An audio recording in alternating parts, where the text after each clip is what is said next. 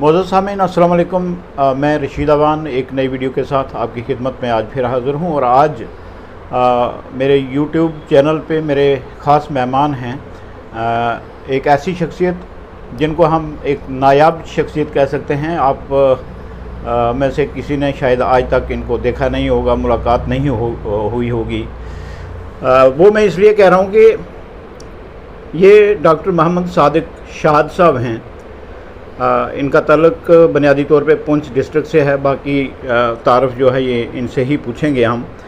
और इन्होंने MBBS जो है वो जम्मू मेडिकल कॉलेज से किया। कहीं 1974 में इनकी एडमिशन MBBS में हुई थी और उसके बाद MBBS से फारिग होकर पेडियाट्रिक में डिप्लोमा किया, वो भी जम्मू से ही किया। और फिर मेडिसन में MD की और उसके बाद कुछ अर्सा जम्मू कश्मीर में ख़िदमत देने के बाद इनको फ़ॉरेन जाने का मौका मिला और ये तकरीबन 32 साल फ़ॉरेन में रहे और अब माशाल्लाह वापस अपने मुल्क में आ चुके हैं।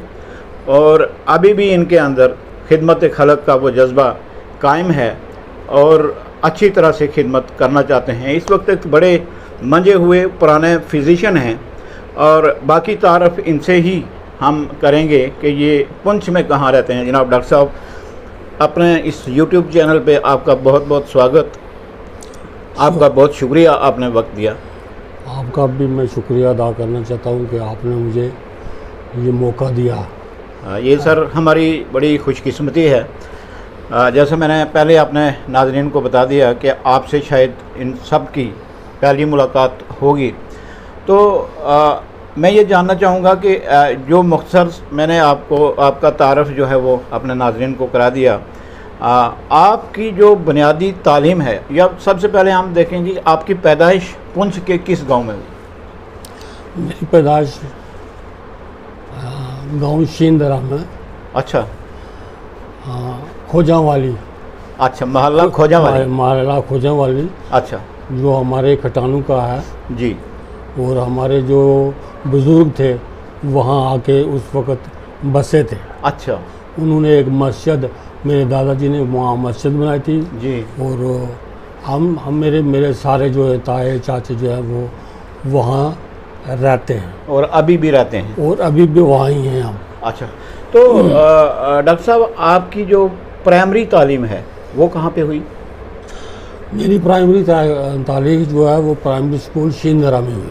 अच्छा, तब ये प्राइमरी स्कूल था, अब हायर सेकेंडरी स्कूल है? हाँ, प्राइमरी स्कूल था और तब मुझे इंचार्ज इस स्कूल का मास्टर साहब ने इंचार्ज मुझे बनाया था। अच्छा, चाबी मेरे पास होती थी, हाँ। तो मैं जाता था, जाके उसको खोलता था। अच्छा, तो प्राइमरी के बाद फिर अगली 2 क्लासें? उसके बाद 5वीं पास करने के बाद मैंने 6ठी और 7वीं में लोअर हायर सेकेंडरी स्कूल कलाई में, लोअर हाई स्कूल कलाई में ज्वाइन किया और वहाँ मैं रहता था। और वहाँ से खोजावाली से वहाँ पढ़ने के लिए, ये खोजावाली से लोअर हाई स्कूल कलाई तक मुझे लगता है 3-4 किलोमीटर का सफ़र। 4 किलोमीटर तो होगा ही। हाँ, इससे कम नहीं होगा। इससे कम नहीं। और वो एक ऐसा ज़माना था, ये तकरीबन 1971-72 की बात आप कर रहे हैं जी, है ना, उससे भी पहले बल्कि।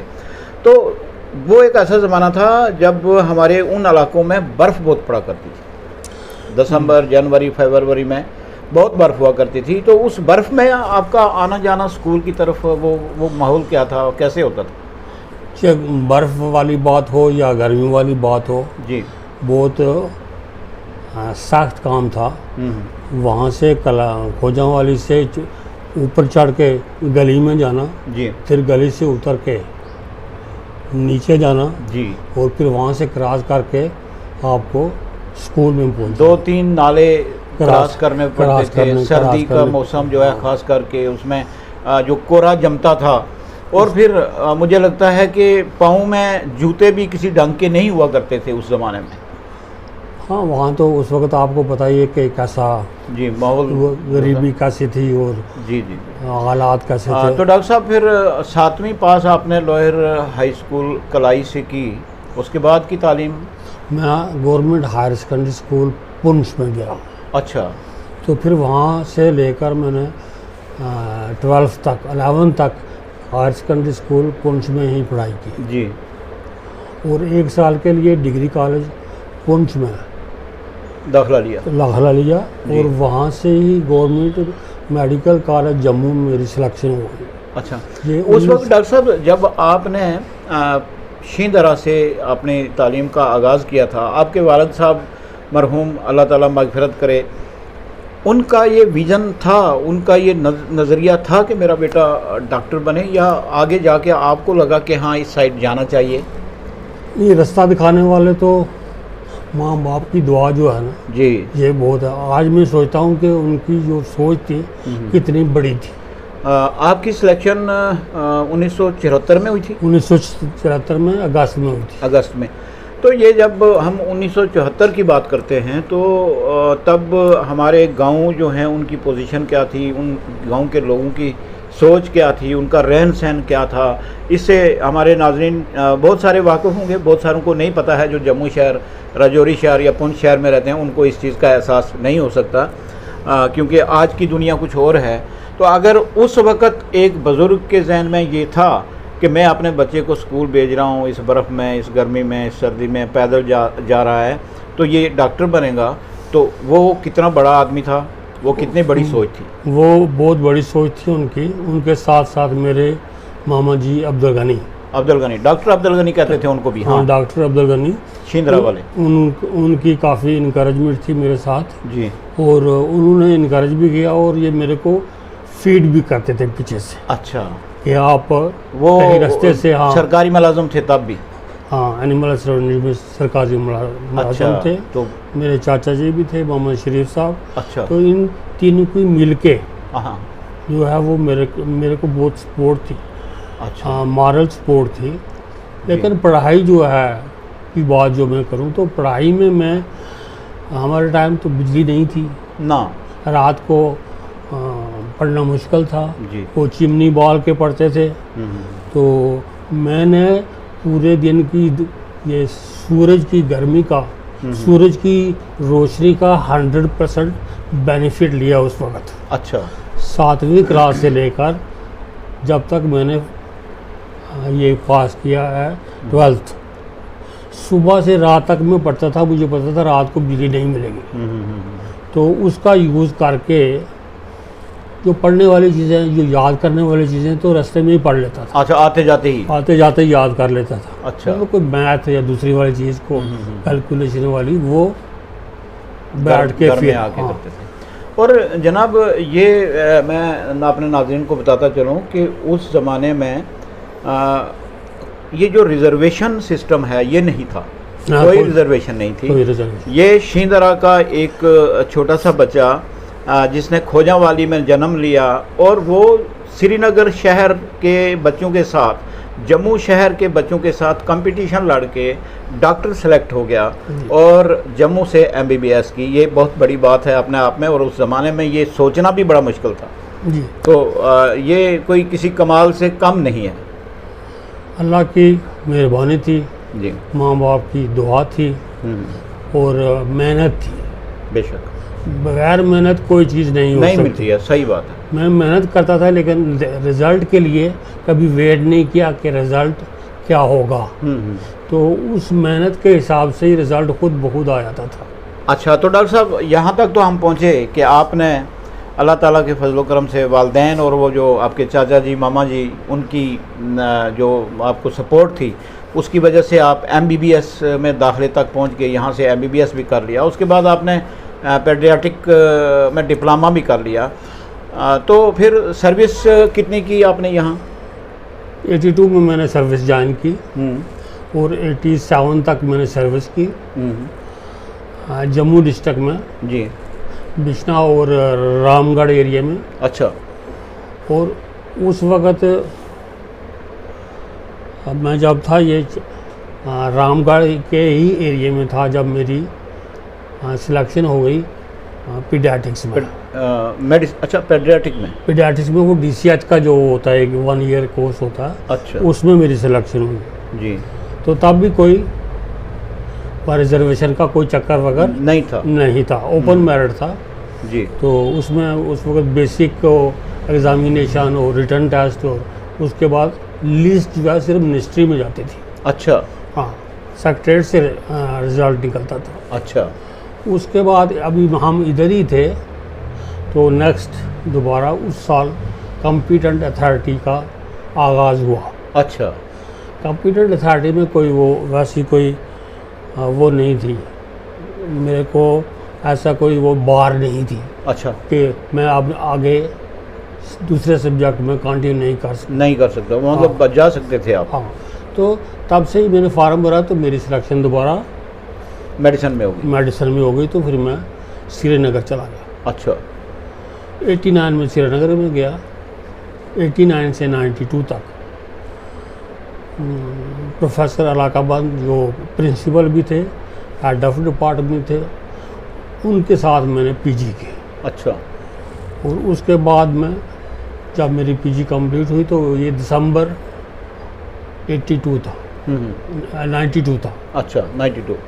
हाँ, तो उसके बाद वो कंप्लीट करने के बाद मैंने एक एडवर्टाइजमेंट देखी कश्मीर टाइम में। अच्छा। जिसमें ये लिखा था कि गवर्नमेंट जो है, Iran government, ministry of health जो है वो डॉक्टर जो है वो इंडिया से चाहती है जी। In different Iran government Iran में। अच्छा। इन डिफरेंट स्पेशलिटीज़ जी। तो उस इंटरव्यू देने के लिए मैं दिल्ली गया।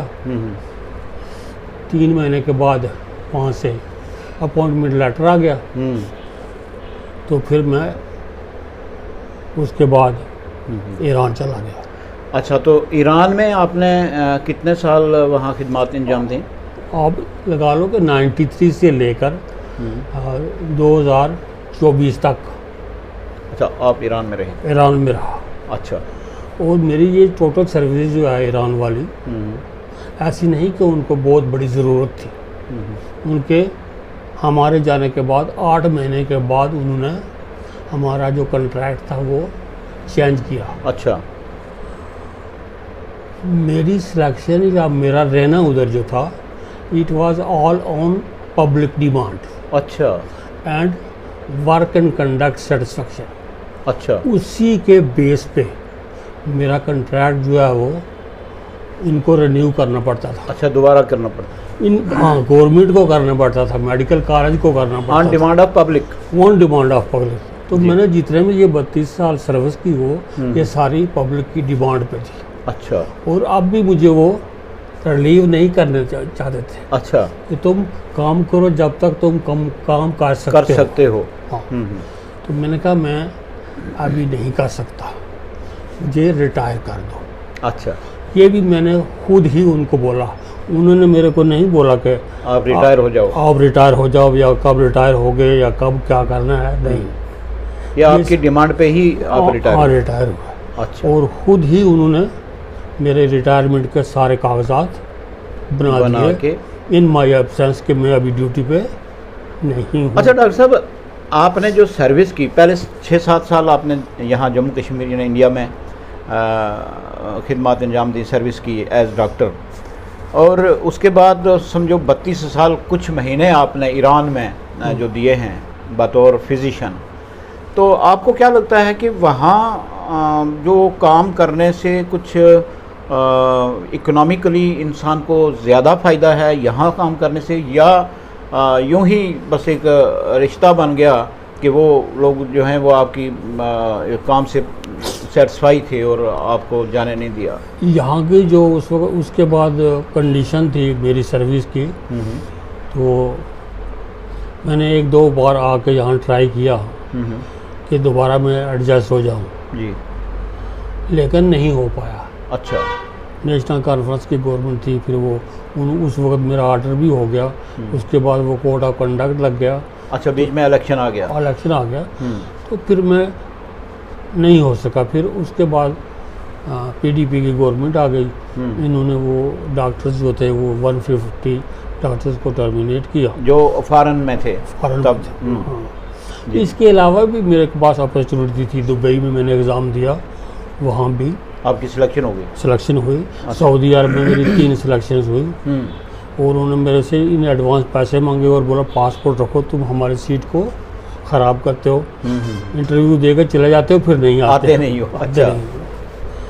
तो वो ऐसा, इनका जो ईरानियों का सिस्टम है हेल्थ का, वो हमारे सिस्टम से मिलता है। अच्छा। और काम में इंटरफेयर नहीं करते। अच्छा। वो ऑब्ज़र्व करते हैं कि कोई कौन सा ठीक काम कर रहा है। जो ठीक काम कर रहा है अपने काम से मतलब है उसको, उसमें पॉलिटिक्स ये वो दूसरे वाली चीज़ें जैसे लोगों के घर में जाना, खाना, दावतनामा, ये वो, इनको वो पसंद नहीं करते हैं। अच्छा, नहीं करते हैं। नहीं करते हैं कि कहीं जैसे भी लोगों के बीच में आने से जी। कहीं कोई पॉलिटिकल प्रॉब्लम ना हो जाए। अच्छा। तो मेरा ये था कि मैं अपने क्वार्टर से हॉस्पिटल में जाता था और हॉस्पिटल से क्वार्टर में।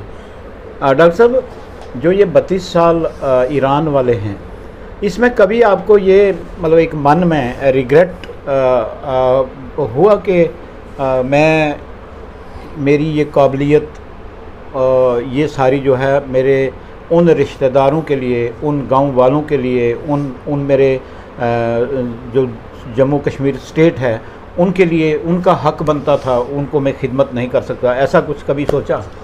जब मैं गया तो उस वक्त हमारी सैलरी थी मेरी सैलरी थी 3,800 38 और 2 बेटियाँ छोटी थी। अच्छा।